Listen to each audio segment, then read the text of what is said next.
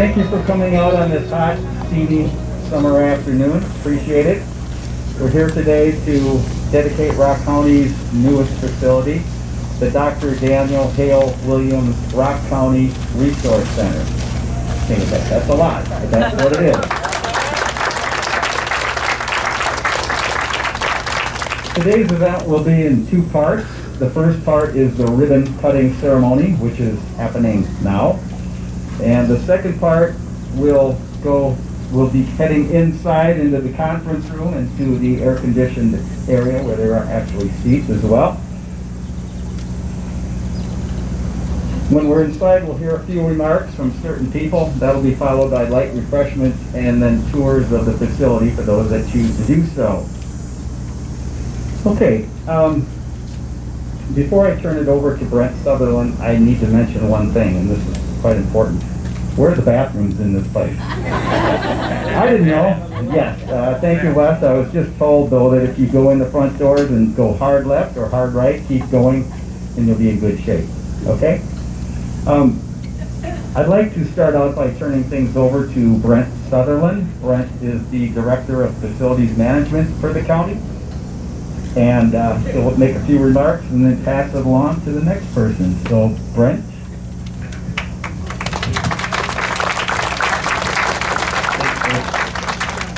First, I just want to mention the General Services Committee. So they're the governing committee of my department. So everything that we do with facilities is oversaw by the General Services Committee. So when we started with our master plan back in 2018, all that was approved by the General Services Committee, reviewed, and then followed up by where the staff and the progress is. So every bit of this progress, they approve all the change orders, they approve all the budget part of that. So the General Services is really the key factor for me in facilities of getting any of this stuff accomplished. So, and we had our chair was scheduled to be here this morning, but work conflict got him so he couldn't speak. So I wanted to just mention that on General Services behalf. And then from a facilities standpoint, I guess I just want to make a quick couple comments on where we started with this building and where we ended up and why we did that. And I tend to talk too much, so I'm going to try to cut it really short. So if there's something more you want to know about it, there's a lot more we could share with you. But we started off in our master plan in 2018. This is the first project. We actually did an assessment of all of our buildings, and we knew we had about $38 million worth of old equipment that's outdated and needs to be replaced. So it's time to really look at our facilities and start thinking about upgrading rather than throwing money at bad. Because we also did a space needs study that indicated that all of our space was really inefficient. In other words, we're operating many of the human services programs out of a former psychiatric hospital. So when you look at a square foot for efficiencies, 300 to 350 square feet per office person is typical and standard. Now we were operating that building at 900. So we're way over. So there's, in the end, when we're all done, we improved the efficiency of staff, we improved the efficiencies for the public and the clients, as well as reduced our cost in doing so. But what we did here is we learned that we needed to do human services building because the programs kept expanding, and they're operating out of multiple buildings. We got Franklin Street, Court Street, Healthcare Center, Job Center. I mean, they're all over the place. So we decided that, try to consolidate all together. And then we surveyed the staff or the clients to find out the best location, because we didn't want to build this building in a position that we can't get the clients there. So that's when we learned that it's in this neighborhood is where the best clients served for our area within Rock County. So then we chose this site. We found out this. We managed to purchase this. We started our design in 2019. We spent a year in design, and that design was not facilities designing the building for the Human Services Department. It was the Human Service Department to say, here's what we need for efficiencies, with the guidance of the architects and engineers to help us get there. So it was a year of design, got it bid out, a year of construction, and this is what brings us here today. So if you have any questions, feel free. We did bring transit, and we worked with the City of Janesville Transit as well as Beloit Transit to make sure that right on the side of the building we have a transfer point for the buses that will get the clients right to the front door on their side door there for the Job Center partners, and then they'll be able to use our services right away. And now they're all consolidated with one location. So you'll see in here, well, there's about 490 employees that will be operating out of this building. All right, thank you.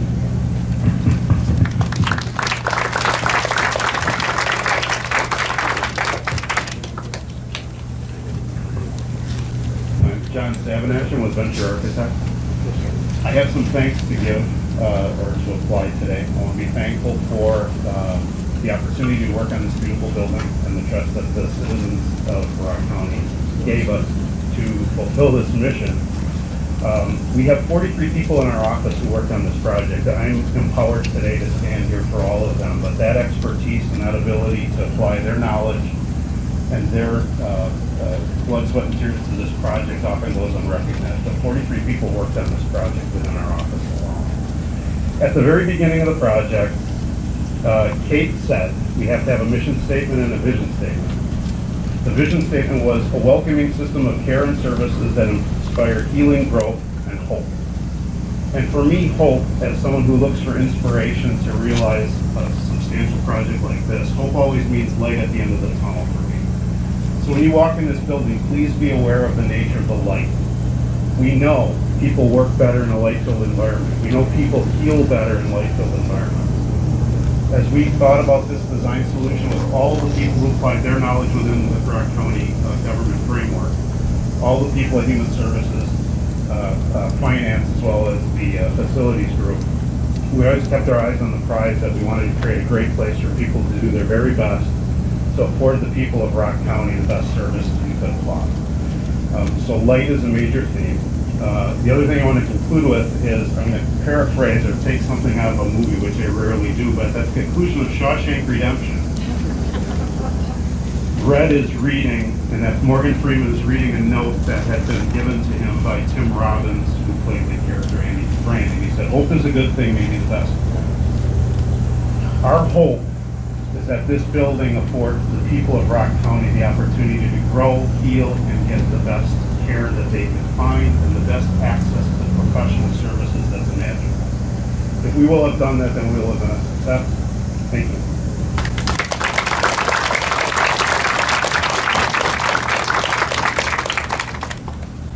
Hello, my name is Ben Bobzine. I'm the construction manager for J.P. Cullen and was in charge of the construction for this project. Just like to thank the county for the opportunity to work for you and to build this beautiful building. If any of you are from Janesville, remember this whole building. It was in need of either raising or a good renovation. You know, the county made a great decision in buying this building, renovating it versus building new. You know, saved millions of dollars. And through the work of Venture in the county and Cullen, once we were awarded the job, we worked together and saved over $500,000 just by coming up with different ways of building the building and still coming up with the same quality, but just doing it in a different manner. So we were pretty proud that we're able to work as a team.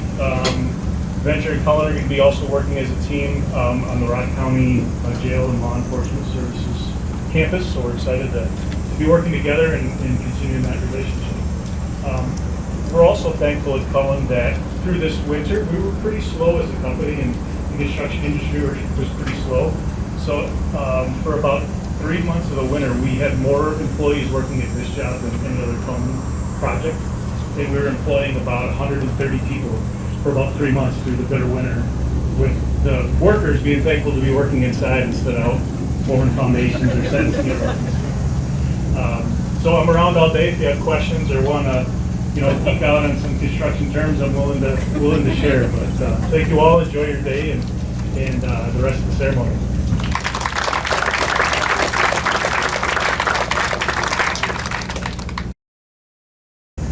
We're going to get on with the actual ribbon cutting now. I will tell you one thing. This is the first ribbon I've ever cut. No guarantees. I hope you're on my side. Okay.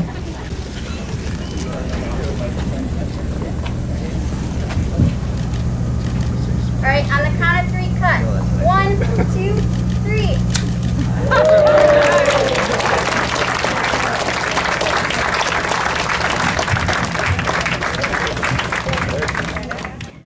I'm Rich Bostwick. I'm the Rock County Board of Supervisors Chair, and I'm glad to see so many of you sticking around for the second part of the program.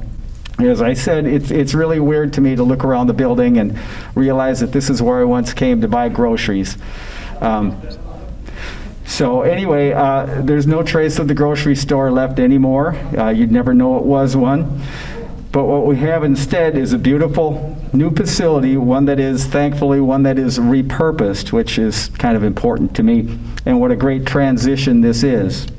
But beyond the practicality of repurposing buildings and the gleam of a new space is the true benefit of what we've accomplished. Right now, we have a location in the heart of the county that will best serve the residents who seek our help. It affords a place that can be looked at as a one-stop shop for multiple services. So people that need to come up here for different things can get everything taken care of in one trip, hopefully. That's the goal. That makes for an easy and efficient experience, and that's really what this is all about, better serving our county residents. So I think it's a job well done. There are a lot of people who need to be thanked for this. I won't get into that. That'll come a little bit later. But I think we've done a good job here. That being said, I'd like to turn things over to County Clerk Lisa Tollefson. She'll be introducing some of the dignitaries that we have here today. So thank you very much.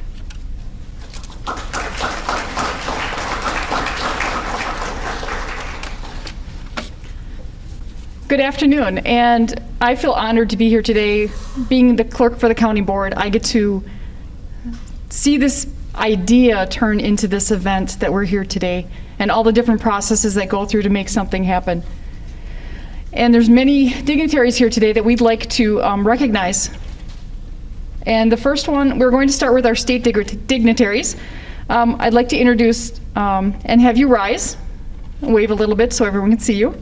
The first is our Senator Janice Ringhand. She's our state senator for District 15. Next we have Representative Sue Connolly. She represents the 45th State Assembly District, which is the city of Janesville.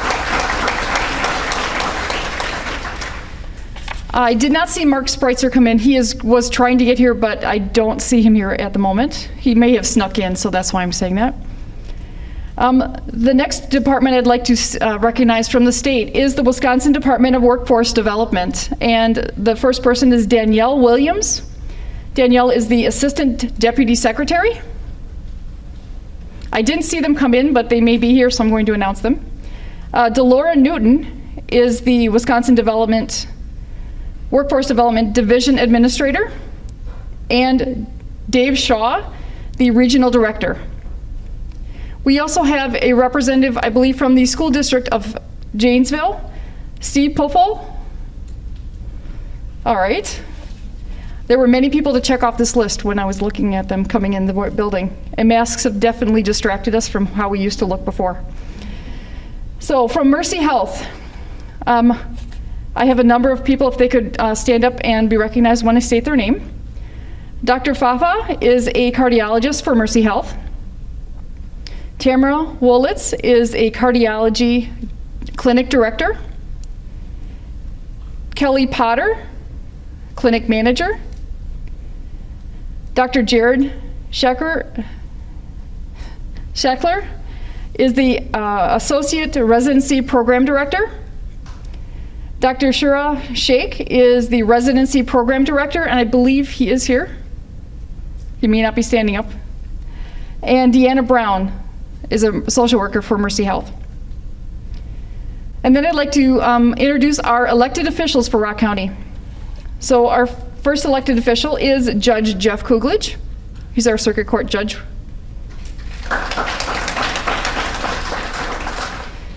We have Sheriff Troy Knudson.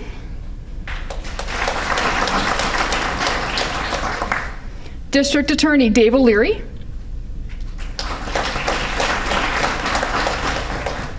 Register of Deeds Sandy Disrud.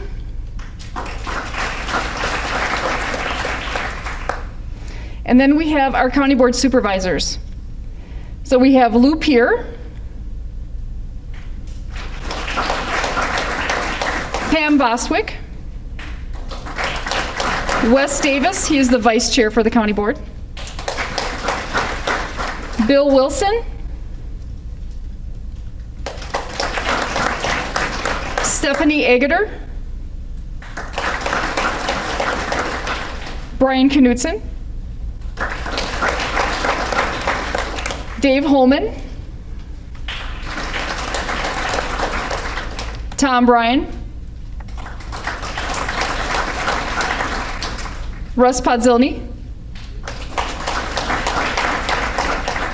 Kathy Schulz, Danette Renish, Mary Beaver, Bob Yeomans, and of course our chair who spoke first was Rich Bostwick. Aren't you glad all 29 did not come? Thank you so much for allowing me to introduce anyone. I don't know if I missed anyone. Like I said, masks hide people and they look differently. Well, I should really introduce our county administrator, Josh Smith, who likes to be in the background. So the next person to speak is going to be our chair of our Human Services Board, and that is Brian Knudson.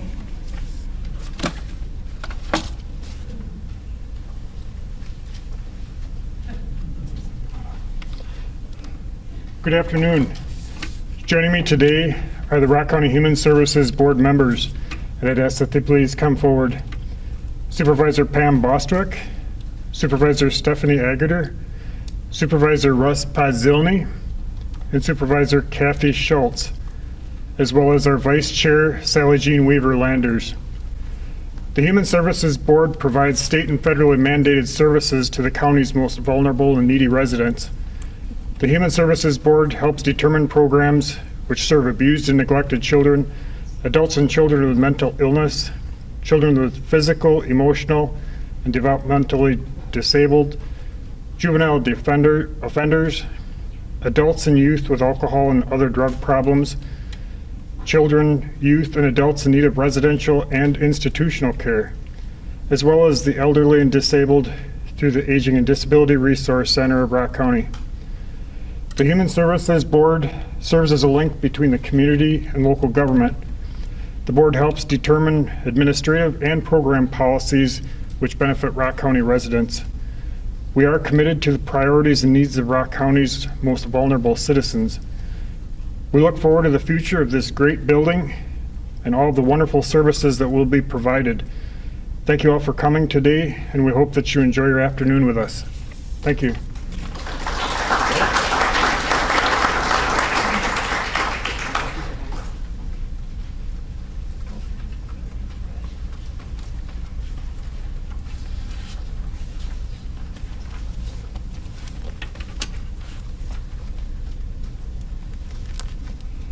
Excuse me. Good afternoon. I'm Kate Lester, Rock County's Human Services Director. And it's a privilege to be here with you today to celebrate this new building and this new opportunity to engage with those who will use this space and all of you. I see this building as an amazing accomplishment whose beauty and light will honor the dignity of all who receive services here and all who work here. This is a new home for many programs that provide essential services to our community. Here, we will deliver a full continuum of behavioral health services, providing crisis intervention, mental health treatment, substance use disorder services, and other psychosocial supports to help residents of Rock County move forward in their recovery. This space will be the home for child protective and youth justice services, who work to keep children safe and families connected and strong, and who build resilience among at-risk women and men in our community. Our children's long-term support services, who help families whose children have disabilities access supports they need to keep their children at home. The Aging and Disability Resource Center, Adult Protective Services, and the Council on Aging will provide essential information referrals for elderly and the disabled, protective services for the most vulnerable adults. They will ensure a variety of community-based supports are in place for older people in Rock County and those who care for them and about them. This is a new home to economic support services staff, who determine eligibility and facilitate access to essential benefits like Medicaid, food share, and child care to assure that these fundamental needs are met for those who are eligible for them. We're joined in this new space by our Job Center partners, whose variety of programs strengthen our workforce, assist individuals in overcoming barriers to employment, support businesses to grow, and these partners share in our work of promoting independence and security in our community. Other partners, including Professional Services Group in CPS, Justice Point, AverHealth, who deliver services as they support court-related programs, will be joining us as well. And behind the scenes of those programs, but very, very important to making everything function, is our administrative services staff, whose work to support budget, data, accounting, records, support staff are critical to everything that we do. So these descriptions tell you about the programs that will operate within these walls, but what's more important is what will happen as a result. It was really affirming to hear earlier that from our architecture firm that they remembered that we said from the beginning, the vision of the Human Services Department has to be central to our thinking and our planning for this space.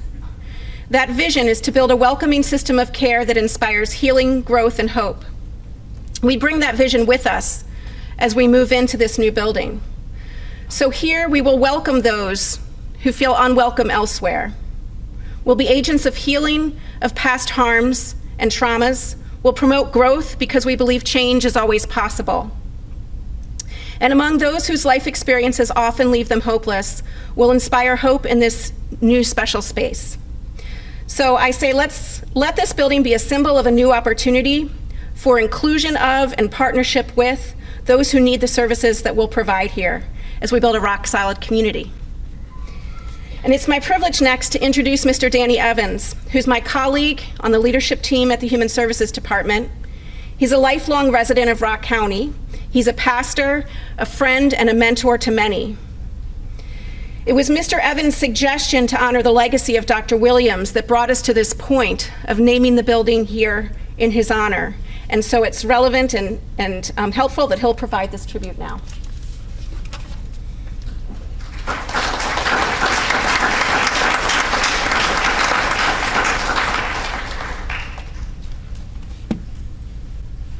Can you see me over the podium?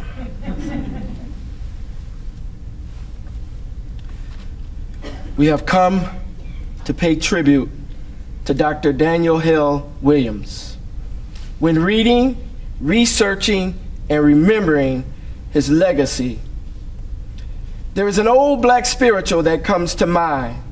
The song was performed by the great gospel singer Mahalia Jackson, often sung during times of struggle during the civil rights movement.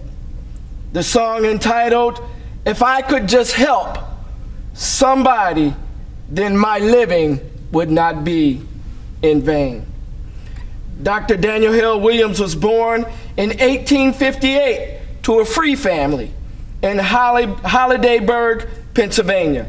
After the death of his father, they moved to Rockford, Illinois, eventually moving to Edgerton, Wisconsin, and then to Janesville, Wisconsin. If I could just help somebody, then my living would not be in vain. The words of this song exemplifies the life and legacy of Dr. Daniel Hale Williams. He was a humble servant. He served in the barbershop as a barber. He served in the bath parlor and bathing rooms, helping community leaders from Janesville. His service, he served as a mentee under Dr. Palmer, training for 2 years as an apprentice. He went on to attend Chicago Medical College, which was later affiliated with Northwestern University. He graduated with an MD in 1883. When the established hospitals of Chicago would not grant privileges to black surgeons, Dr. Williams continued to help others by opening a school, the Providence Hospital and Nursing Training School, in 1891. This was Chicago's first interracial school.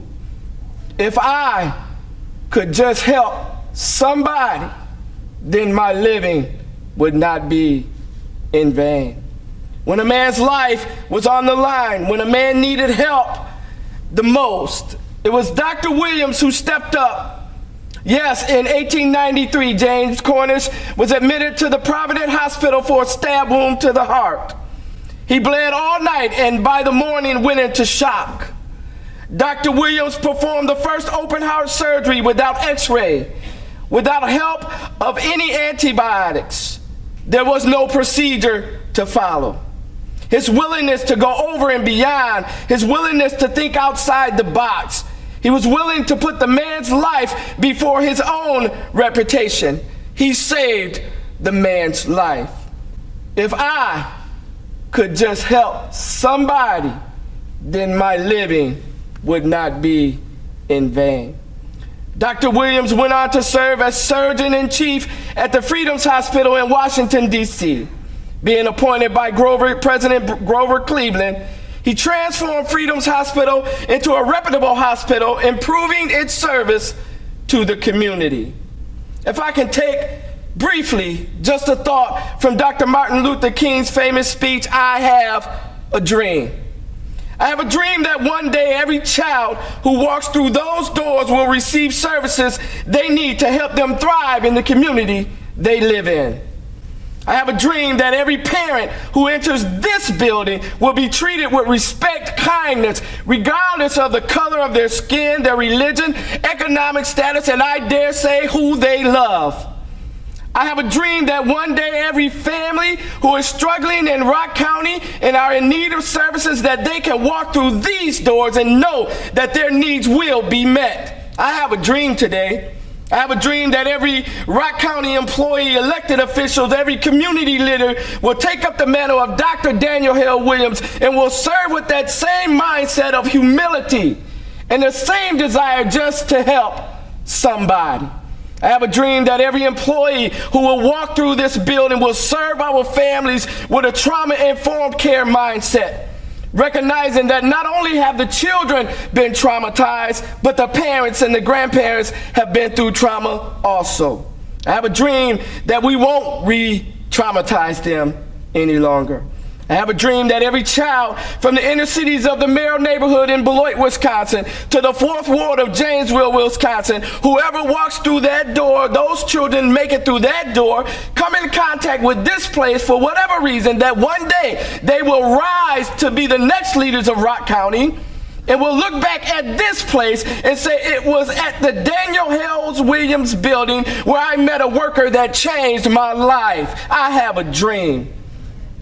I have a dream that every parent from Milton, Edgerton, Evansville, Orfordville, and any city in Rock County will one day look back and say it was at this building that they met a social worker that helped them with parenting skills so they wouldn't lose their children. I have a dream that it will be in this building that one day that family who struggled and needed food stamps can come and one day say, it was here I was given skills to search for a job. It was here that I attended a job fair and it changed the direction of my life. Today, my wife and I come full circle. It was at the healthcare, the social services building where we walked in with our heads down needing food stamps. But today we walk out with our heads high because we played a small part in naming this building. I leave you with this and I encourage you to live your life to help someone other than yourself, and your living will not be in vain. Daniel Hale Williams was an example for all of us. He served his community, he served his patients, and his living was not in vain. Thank you.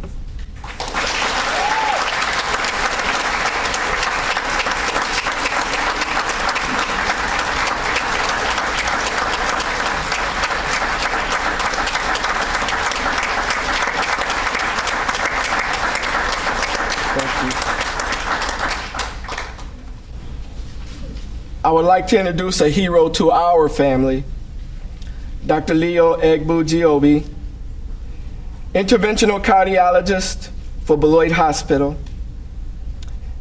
medical background, residency, internal medicine, 1991, University of Wisconsin, Mount Sinai Medical Center, Milwaukee, Wisconsin, fellowship, American 1994 University of Virginia, Charlottesville, Virginia Medical Center, Salem, Virginia American College of Cardiology, Society of Cardiac, I'm not even gonna try that word.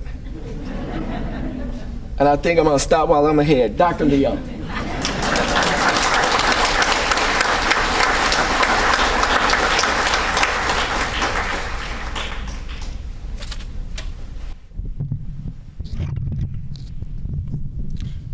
Thank you very much, Pastor. That was good. I think Dr. Williams is happy where he is now. And thank you, the Rock County Board of Directors, for doing this and for inviting me. And ladies and gentlemen, thank you very much. A couple of housekeepings. There's some group from Beloit, the newly hired Vice President, Miss Nomo Anderson. Can you please stand up? Donaldson, please.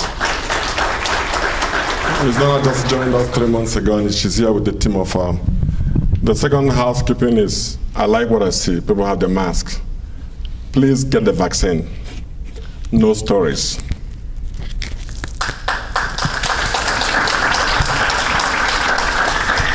And those of you who gave me the chance to be a doctor know that's who I am.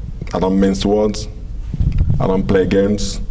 I give it to you the way it is because that's what I tell my parents, and that's how my parents raised me. Say it right first time, you don't say it again.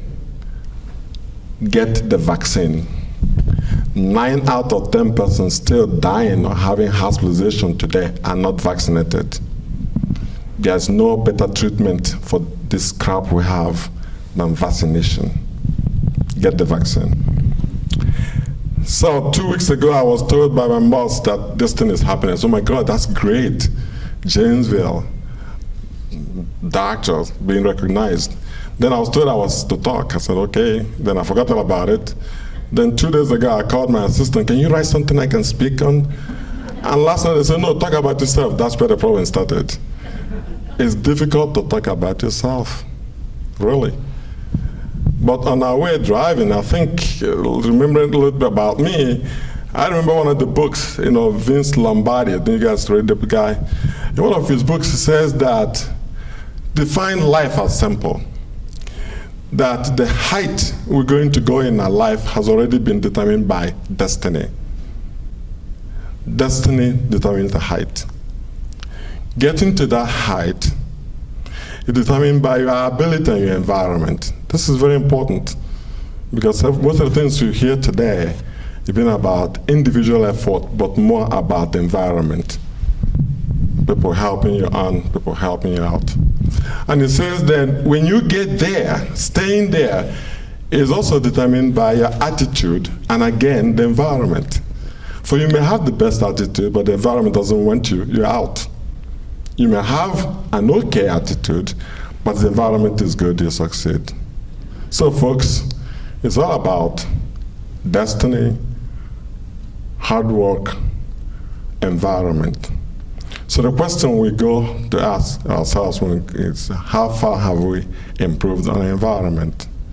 For me, I tell my family and my wife every day that my concern is that I may not have given to this community equal to what I've received from them, because the community has treated me nice, and I hope that at the end of the day, when I drop the knives, that I've done a little to add to this community. So the struggle to add to the environment shall be our mantra.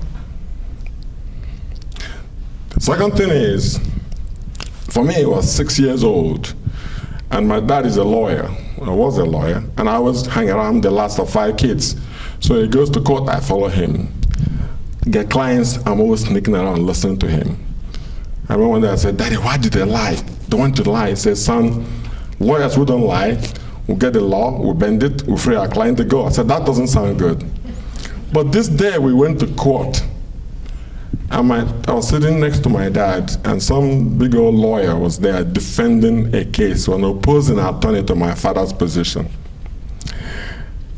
And the guy suddenly collapsed and died. And I cried all through, and we were going home. I said, Daddy, what happened? He said, his heart quit. I said, what's that? heart in the stomach. I said, when I grow up, I'm going to find out why a little thing in the body can kill a big man. My dad reminded me that only 20 years ago. So I thought, I guess it begins with your dream of what you want to be. And then, you know, I got usual education, came to Boston at age 17, and it was rough. But you always be guided by your parents, by, you know, who to call to the environment. At Boston University, I was, at the end of the first year, Dr. John T. Woodland called me to his office. He said, "You're the first black man." I said, who is in present list with 4.0? That's good. What do you want to do? I said, I want to be a doctor. I said, it can't be. I said, you, engineering. How engineering? I said, I don't want to. He said, I was architecture. I said, no, I got a scholarship to go to Germany, which is true, to study engineering. But the kid in high school that I beat every day was going to USA, was not studying medicine. So that's why I came to US to study medicine, because I won't let that guy be better than me.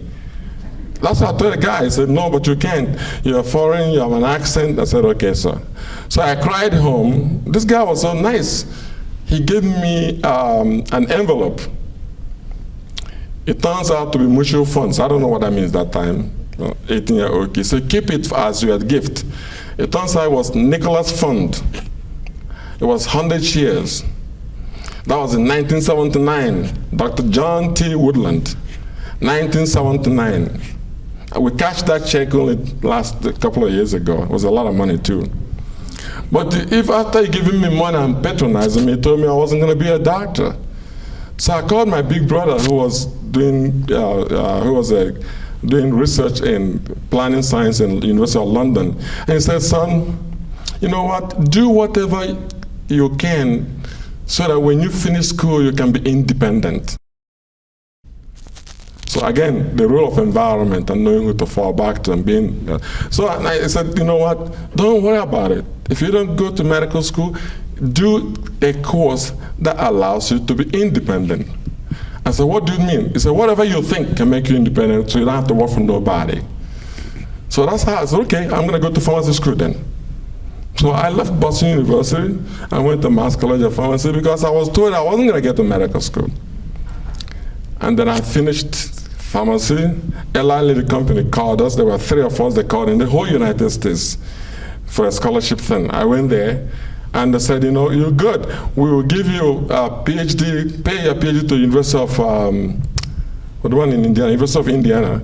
When you finish, you work for us 5 years. All the research we keep.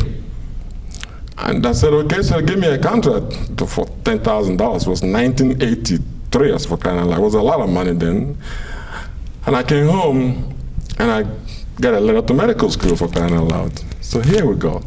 So we left pharmacy with the degree and went to medical school. We finished medical school and I want to do OB. Why OB? Because in OB-GYN you can help somebody grow up, have a baby, do this. I tried it for 1 year, one month in Boston, didn't like it, I ran away. Because I didn't like to see 11-year-olds being pregnant. And I was begging them to have abortion. This is a Catholic boy. And I conflicted why I would encourage abortion, because my head said it wasn't right, but my heart didn't agree with the concept. So I abandoned OB from Boston University and came to my friend in Chicago who told me, hey, University of Wisconsin has an opening in internal medicine. Here you go. And did that, bingo, cardiologist. When I was 6 years old, I went to find a heart. My body was moving me around throughout the end areas, and I ended up being a cardiologist. Interview comes. Went to places, came to Beloit, and I was like, really? How do I remember Beloit? Like, excuse me, the cops. But I remember when I was driving to Monroe, to Moonlight, the cops stopped me in Beloit. It was a day after I paid my taxes for the first time. I paid a lot of money. The guy was like, what the heck are you doing here? You're driving so fast. I said, so? You don't stop people like this on the street. Give me a ticket, get out of the way. You know what I mean? It was cool. So I remembered Beloit. So I came to Beloit and I went to the hospital. And my wife said, is that the same thing we saw when we went to Mayo Clinic? I said, yeah. But we're going to make this place look like Mayo Clinic. So I said, no. I said, you know what? See those small buildings you saw, the cath labs, you know, we're going to make this place look that. Watch me. So we took a job, we have a better contract from somewhere else, because I believe in hard work. I believe in giving back to the community. I believe that with hard work and people working together, we're gonna get it. And I was lucky. Sometimes you better be lucky than good. We get the right people in Beloit, get the right atmosphere, get the right people in the county. And Beloit started being the first place we could do angioplasty without surgical backup. 500 cases, nothing happened, coming to work. The first to put defibrillator. The first to do a lot of stuff. And here we go today, doing a good job. Imbalance is not what I did, it is what we did. It is not what opportune individuals did, because I think I'm opportuned. It is our ability to help other people, because life that is not given to somebody else is a life that is wasted. The favor you did to your children doesn't matter. Everybody knows my kid's gonna do well. Everyone knows that my kids should get education, should have a car. But it is the one I give to somebody else that has no Egbujiobi in it that makes a difference. I'm happy I hear the word hope and healing. Boy, we've come a long way. 27 years in Beloit. It was Beloit and the county that my daughter was playing basketball with a team from Janesville. It was a tough year for Beloit. My daughter was number 1 in Beloit. That was another girl, number 1 in the other team. They were playing for the state championship. I did everything I can to be there. Boy, I felt bad I did. Beloit lost. They went to hug the players from Janesville. Their coach told them no. It happened in my eyes. We come along. So it's a place of healing. It's a place where we should begin to know that we're all human beings created equal by God. And let's not worry about what we're going to do for ourselves. Let's worry about what we do for somebody else. For a life that is not giving something to somebody is a life that was useless. And well, thank you very much for letting me come here. I appreciate you. God bless you.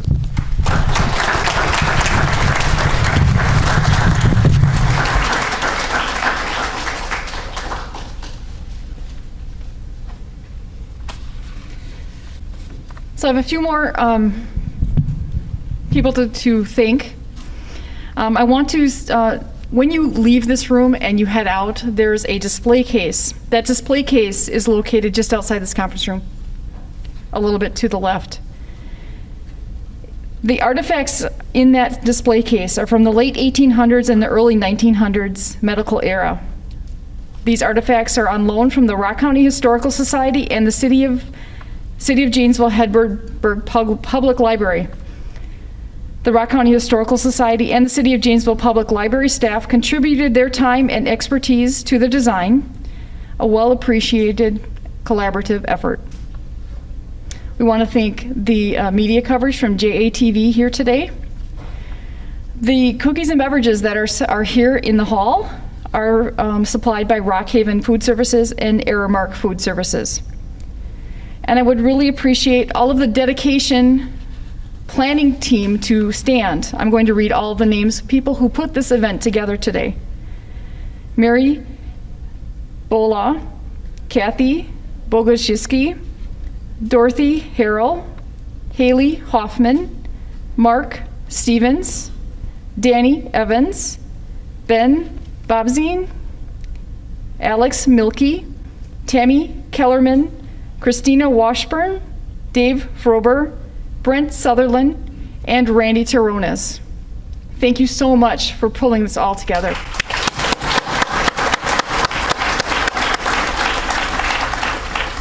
And Rich Bostwick will do the closing remarks.